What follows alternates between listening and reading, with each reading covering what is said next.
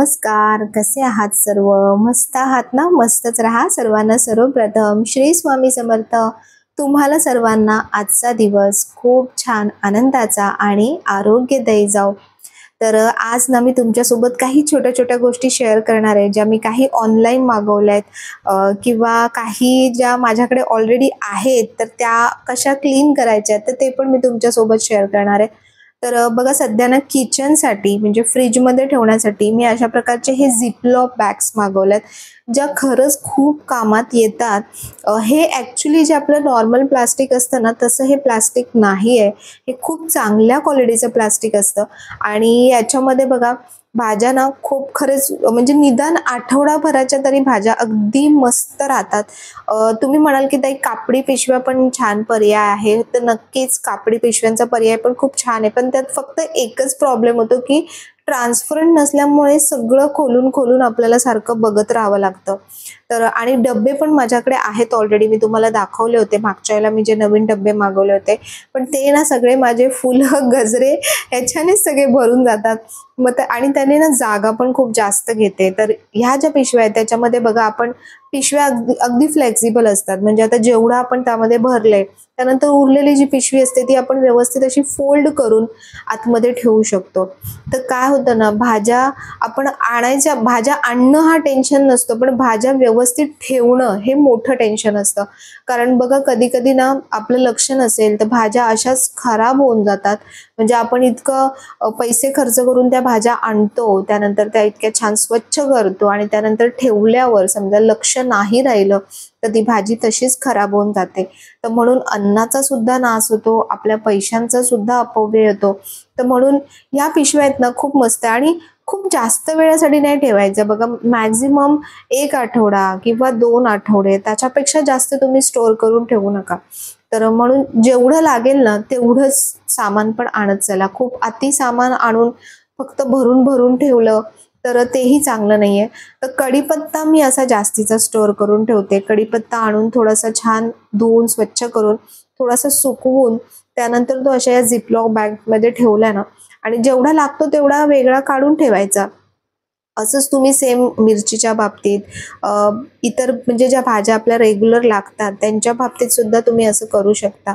तर बघा असं मी हा मस्त स्टोअर करून ठेवला याच्यामध्ये आणि तुम्हाला खरंच सांगते अगदी 2 आठवडे किंवा अगदी महिनाभर सुद्धा एकदम मस्त राहतो. नाहीतर एरवी बघा डब्यात ठेवला ना कढीपत्ता तर काळा पडायला सुरुवात होते.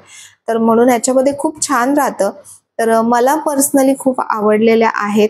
याची लिंक जी आहे मी तुम्हाला डिस्क्रिप्शनमध्ये देईन. तुम्हाला जर हव्या असतील, आवडल्या असतील तर नक्कीच मागवा. पण मागवण्याच्या आधी एकदा त्याची साईज नक्की चेक करा. दुसरी गोष्ट जी मी ऑनलाईन आज मागवली आहे आणि खूप दिवसांपासून मी ही कार्ट करून ठेवली होती, पण आउट ऑफ स्टॉक दाखवत होता, तर त्यामुळे मी थोडासा धीर घेतला. म्हटलं जेव्हा कार्टमध्ये म्हणजे जेव्हा पुन्हा स्टॉकमध्ये येईल तर तेव्हा मी घेईन. आणि हे जे मी मागवलंय ना, तर हे मी इस्त्री करण्यासाठी जे आपण स्टँड ओपन करतो ना इस्त्रीचं, ते मी मागवलंय. कारण इथे कसं होतं ना, आता बेडवर मग इकडच्या बेडवर, तिकडच्या बेडवर मग कुठे इस्त्री लावा किंवा खाली लावा. तर त्यापेक्षा प्रॉपर असं व्यवस्थित स्टँड असेल ना इस्त्रीचं, तर इस्त्री करायला खूप इझी पडतं. तुम्ही म्हणजे मी जेव्हा आता स्वतः करते ना, मला ही गोष्ट माहीत पडते आणि अगदी मस्त स्टँड आहे. म्हणजे जसे रिव्ह्यूज त्याच्यामध्ये होते, जसं त्याच्यामध्ये मेन्शन केलं होतं, अगदी तसंच्या तसं खूप मस्त हेवी सुद्धा आहे. आणि याला सगळ्यात इम्पॉर्टंट म्हणजे की ह्याला ना खाली जो बेस आहे ना तो फायबर वगैरे नाहीये. खाली एकदम मस्त असा लाकडाचा बेस आहे. त्याच्यामुळे अगदी स्टेबल राहतं छान. जड आहे. हे जे फायबर दिसते हे पण खूप अगदी चांगल्या क्वालिटीचं आहे. म्हणजे मी ह्याचं काही प्रमोशन करत नाहीये. हा प्रमोशनल व्हिडिओ अजिबात नाहीये. ज्या वस्तू मी मागवते, ज्या वस्तू मला आवडतात आणि स्पेशली ज्या चांगल्या वाटतात, अशाही बऱ्याच वस्तू असतात की ज्या मला आवडत नाहीत कधी-कधी आणि त्या मी तुमच्यासोबत शेअर पण करत नाही. असं असेल की हां, खरंच हे कोणी घेऊ नये पर्सनली असं जेव्हा वाटतं तेव्हा मी शेअर करते. पण बऱ्याचदा असं नाहीच होत. मी नेहमी पॉझिटिव्ह गोष्टी शेअर करते. त्यामुळे ते दाखवण्यापेक्षा मला असं वाटतं की ज्या गोष्टी चांगल्या मला भेटतायत तर त्या मी तुमच्यासोबत नेहमी शेअर करू. तर हे स्टँड ना खूप मस्त आहे. बघा इथे असं ह्याला ॲडजस्टमेंट्स असतात. म्हणजे 3-4 ॲडजस्टमेंट्स आहेत. आपल्याला जसं वरती खाली जसं लावायचं आहे स्टँड, आणि स्पेशली जर तुमच्याकडे अशी व्यवस्थित जागा असेल ना, तर माझा हा जो स्पेस आहे ना बेडरूमच्या इथला, तर हा म्हणजे रिकामीच ठेवलाय मी. तर इथे स्टँड लावून इथेच बाजूला समोरच मी म्हणजे इस्त्रीचं प्लग सुद्धा ऑलरेडी आधीच करून ठेवलेलं होतं. तर बघा माझा एक कुर्ता आहे तो मी करते. आणि काय होतं ना, मी इस्त्री काढा 17 वेळा, परत इस्त्री करा, आपण खूप कंटाळा करतो. आणि मग रोजचे कधी कधी कॉटनचे वगैरे जे कुर्तीज असतात, थोडंसं एक इस्त्रीचा हात मारला ना, खूप छान मस्त असे त्यांना शाईन पण येते. आणि घातल्यावर ना तुम्हाला सांगते अगदी मस्त वाटतं. नाही तर आपण विचार करतो अरे घरीच आहे ना, इथेच जायचं आहे ना, मग कशाला इस्त्री पाहिजे.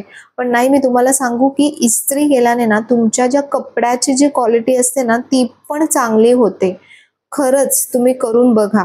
तर आता मी असं म्हणून काय केलं, आता मस्त स्टँड आलंय तर छान मी 2-3 कुर्तीज किंवा एका आठवड्याचे कुर्तीज असे मला जे हवेत ते मस्त व्यवस्थित इस्त्री करून ठेवते. आणि खूप भारी वाटतं इस्त्री करायला असं स्टँडवरती, म्हणजे व्यवस्थित जमतं इस्त्री करायला, ते मी तुम्हाला सांगते. फक्त तुमच्याकडे व्यवस्थित जागा असली पाहिजे अशी सेपरेट. आणि याचा एक प्लस पॉईंट तुम्हाला सांगते की हे फोल्डेबल आहे. तर तुम्ही कुठेही फोल्ड करून ठेवू शकता. आणि बघा इस्त्री साईडला ठेवण्यासाठी सुद्धा ह्याला मस्त असा त्यांनी स्पेस दिलेला आहे. तर आज मी करणार आहे थोडंसं किचनचं क्लिनिंग, आणि त्यातल्या त्यात ते म्हणजे ह्या चिमणीचं क्लिनिंग. तर वस्तू जेवढ्या आपल्याला हव्या असतात ना तेवढ्याच त्या मेंटेन ठेवणं, तेवढ्याच त्या क्लीन ठेवणं हे सुद्धा तितकंच जास्त महत्त्वाचं आहे. नाही तर तुम्ही कितीही महागाची वस्तू घ्या, जर तुम्ही त्याला व्यवस्थित वेळच्या वेळी साफ केलं नाही तर ती वस्तू लवकरात लवकर खराब होऊ शकते. इलेक्ट्रॉनिक्स वस्तूंच्या बाबतीत स्पेशली की तुम्हाला क्लिनिंग वेळच्या वेळी करणं खूप इम्पॉर्टंट आहे.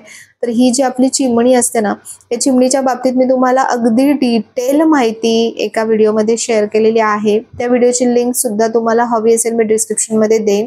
तर ही चिमणी कशी आहे, याचे फीचर्स काय आहेत, मी का घेतली आहे, कशा प्रकारची घेतली आहे, हे सगळं त्यामध्ये मी शेअर केलंय. तर आज क्लिनिंग करण्यासाठी मी घेते हे ड्रेन इन्स्टा, म्हणजे ड्रेनेज क्लीन करण्यासाठी जी पावडर वापरली जाते ही अगदी सरास तुम्हाला कुठल्याही ग्रॉसरी शॉपमध्ये मिळून जाईल. तर नाहीच तर ऑनलाईन सुद्धा चेक करा, ऑनलाईन सुद्धा मिळून जाईल. तर ही पावडर आपण शक्यतो रात्री सिंकमध्ये घालून रात्रभर थोडंसं पाणी टाकून असंच ठेवतो, म्हणजे ते सिंक क्लीन व्हायचं काम करतं. तर तीच पावडर ही आहे. आणि तुम्हाला सांगू अगदी इझिली आणि अगदी मस्त अशा याच्यामध्ये आपल्या ज्या ह्या चिमणीच्या जाळी आहेत ना ह्या क्लिअर होतात. बऱ्याच जणांना हे टेन्शन असतं की या चिमणीच्या ज्या जाळ्या आहेत त्या कशा क्लीन करायच्या, खूप असं कटकटीचं काम आहे का, तर नाही, तुम्ही अशा प्रकारे क्लीन करा. बघा अगदी मस्त क्लीन होतं.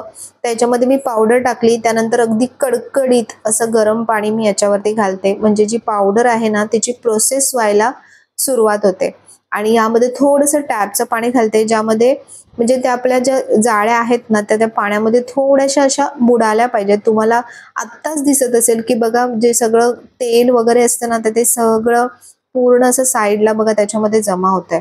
तर हे जवळपास 10 मिनिटं मी ठेवल्यानंतर बघा संपूर्ण जाळीमधलं जे डर्ट आहे ना, तेलाचा भाग वगैरे, तर तो सगळा बघा त्याच्यामध्ये मस्त जमा झालाय. आणि इथे आतमध्ये सुद्धा बघा काय अवस्था झाली आहे. हे जवळपास मी 10 दिवसच झाले असतील, 10 ते 15 दिवस मी क्लीन केलं नाहीये संपूर्ण असं डीप क्लिनिंग.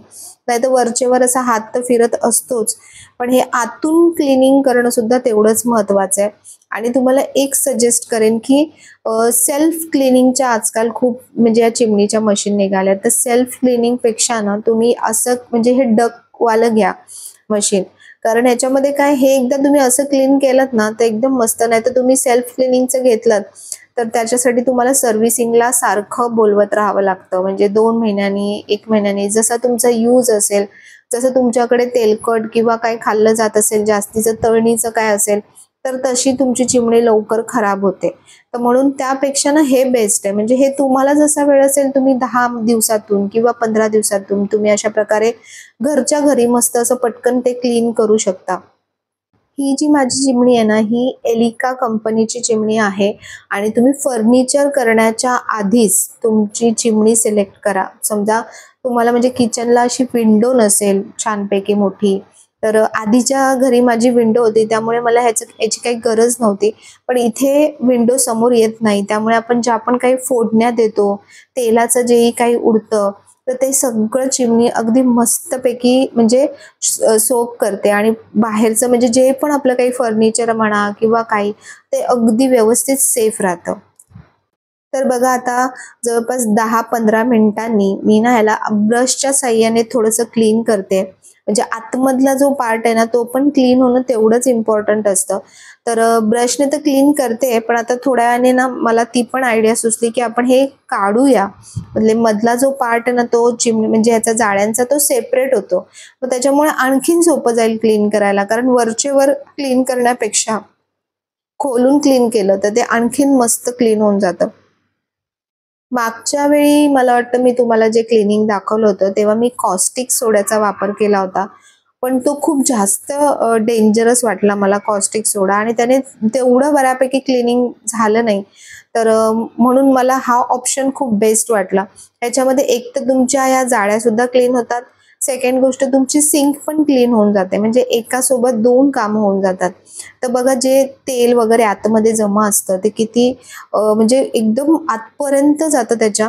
तर म्हणून स्क्रूड्रायव्हर घ्यायचा आणि कसं ओपन केलं ते मी तुम्हाला दाखवते, की जिथून असं बघा एक गॅप येतो तिथे, जिथे ओपन करायला आपल्याला नॉब असतात ना, ते गॅप येतो. त्या गॅपमध्ये आपल्याला स्क्रूड्रायव्हर घालायचे आणि ऑपोजिट डिरेक्शनने बघा अशा प्रकारे ऑपोजिट डिरेक्शनने तुम्ही थोडंसं पुश केलंत ना, तर पटकन जी जाळी आहे ती आपली ओपन होते.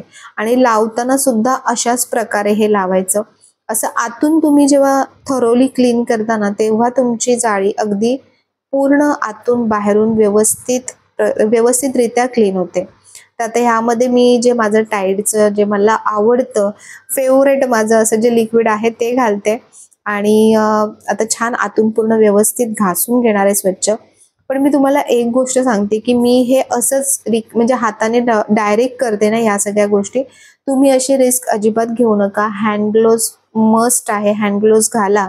कारण जे ड्रेनेजचं पावडर आहे ना, ते पण त्याची पण रासायनिक प्रक्रिया होते. आणि दुसरी एक महत्त्वाची गोष्ट जी पुढे मी तुम्हाला दाखवणार आहे, की मी तुम्हाला का एवढं कळकळीने सांगते, की हँड ग्लोव्ज नक्की घाला. तर त्याचं कारण तुम्हाला पुढे कळेलच. तर बघा थोडंसं हे तुम्ही ना लिक्विड किंवा शॅम्पू ह्या गोष्टींनी क्लीन केलं ना, तर त्याची जी शाईन आहे ना, ती अगदी मस्त येते. त्याला व्यवस्थित क्लीन होतं. कारण आतल्या ज्या कडा असतात ना, तिथे संपूर्ण जे तेलाचा जो आपला पार्ट आतमध्ये जमा होत असतो, तर तो सगळा कॉर्नरला जमा होतो. आणि जेव्हा आपण ब्रशने पण क्लीन करतो ना, तर ते आतपर्यंत पूर्ण जात नाही ब्रश. तर त्याच्यामुळे व्यवस्थित क्लिनिंग होत नाही. तर म्हणून अशा प्रकारे ओपन करून तुम्ही क्लिनिंग केलत ना, तर अगदी मस्त व्यवस्थित क्लीन होतं. तर बघा आता हे क्लीन करताना हे बघा ही एक गोष्ट होती. त्याच्यामुळे मी तुम्हाला सांगत होते, की तुम्ही हँड ग्लोव्ज नक्की घाला. तर काय झालं ह्याचे जे कडा ज्या आहेत त्या अगदी शार्प आहेत आणि बघा पटकन कधी कट झालं ते मलाही समजलं नाही. फक्त मला जाणवलं, की काहीतरी कुठेतरी लागलंय. पण जेव्हा तिथून रक्त यायला लागलं, तेव्हा ते कळलं, की अरे हे इथे लागलंय. पण आता आपल्याला ह्या सगळ्या गोष्टींची सवय नेहमी झालेलीच आहे. म्हणजे कितीही काही आता जेवण बनवताना म्हणजे स्वयंपाक करताना किती वेळा भाजलं जातं, तेल उडतं, कटिंग करताना कट होतं. पण आता ते कसं म्हणजे सवय झाली आहे त्या गोष्टींची. पण तरीही आपल्याला जितकं काळजी घेता येईल ना, तितकी नक्की काळजी घ्यायची. कारण हे कट्स होतात, पण नंतर ते सारखे झोंबत राहतात. म्हणजे तुम्ही बघा जेव्हाही आपण भांडी वगैरे घासतो ना, तर ते सारखं हाताला झोंबत राहतं. कपडे धुताना जेव्हा पण साबणाचा काही संपर्क येतो, तर ते खूप झोंबत राहतं. तर म्हणून आपला हात जगन्नाथ म्हणून आपला हात व्यवस्थित असेल तर आपण कामं व्यवस्थितरित्या करू शकतो. तर म्हणून हातांची काळजी घ्या. काम करताना थोडंसं व्यवस्थित काम करा आणि काळजी घेऊन काम करा. तर आता जे लागलेलं आहे ते थोडंसं साईडला ठेवलं मी. त्यावर सारखं-सारखं पाणी घातलं ना, तर ते कमी झालं. नंतर त्याच्यावरती काहीतरी लावेन. पण तुर्तास पहिले हा जो मिशन हातात घेतलेला आहे, तो मला व्यवस्थित कंप्लीट करायचा होता. कारण त्याच्यासाठी काम सोडून आपण बसू नाही शकत. तर आता हे लिक्विडने व्यवस्थित छान घासून घेतलं. त्यानंतर याला स्वच्छ पाण्याने धुवून घ्या आणि शक्यतो हे असं जेव्हा डीप क्लिनिंग करता ना, तेव्हा तुम्ही बोरिंगच्या पाण्याचा वापर करू नका. तेव्हा जे प्यायचं पाणी येतं म्हणजे म्युनिसिपालिटीचं पाणी येतं, त्या पाण्याने जर तुम्ही धुतलत ना तर त्याला गंज लागत नाही किंवा जे डाग असे स्पॉट्स लागतात तर ते बसत नाहीत. तर म्हणून अशा प्रकारे व्यवस्थित छान स्वच्छ करून घ्या. तर ही जी प्रोसेस आहे क्लिनिंगची ही आपण 15 दिवसातून एकदा किंवा निदान महिन्यातून एकदा तरी अशा प्रकारे डीप क्लिनिंग खूप गरजेचं आहे. नाहीतर काय होतं ना, हळूहळू वस्तू खराब व्हायला सुरुवात होते आणि खूप जास्त खराब झाल्यानंतर जेव्हा आपण क्लीन करायला जातो तेव्हा मेहनत पण जास्त लागते आणि ती वस्तू पाहिजे तशी व्यवस्थित क्लीन होत नाही. तर आता मी बघा पुन्हा पाणी जमा करून त्यामध्ये थोडंसं लिक्विड घालून पुन्हा त्यामध्ये डीप करून ठेवलंय, कारण तेलकट जो पार्ट असतो ना तो लगेच कधीही निघत नाही. तर म्हणून पुन्हा छान डीप करून ठेवलंय आणि 5 मिनिटं तोपर्यंत मी इथलं संपूर्ण ओटा पहिले क्लीन करून घेते आणि त्यानंतर मग ते व्यवस्थित स्वच्छ धुवून घेणार आहे. तर हे जे शेगडी जी आहे माझी तर ती पण मी रोजच्या रोज म्हणजे जेवण झाल्यानंतर एक हात आपला पूर्ण ओट्यावर आणि शेगडीवर फिरलाच पाहिजे.